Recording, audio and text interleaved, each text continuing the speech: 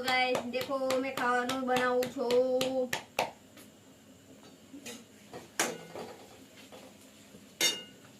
આ છે રોટલો બનાવ્યો છે, રોટલો છે અને ભીંડાનું શાક છે।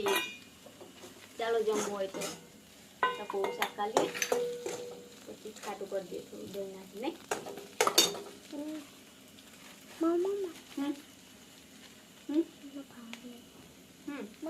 હા આપો આપો પૂરે પૂરે જરાક નાખી દો દે કપ લે કપ।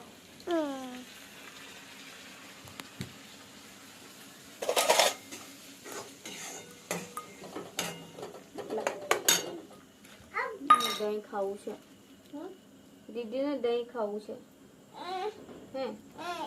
નીલા આપે પેલું ખાતું કરી દીધું દે અવાજ પાણી પણ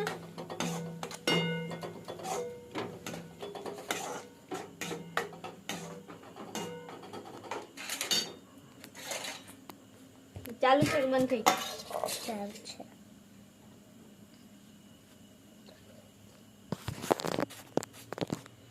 देखो गाइस आ छे रोटलो मकईनो आ छे खाटू शाक कर्યું છે અને આમે જરા કોરું કાઢી લીધું છે ભીંડા।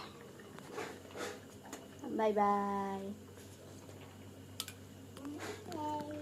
Bye bye bye bye.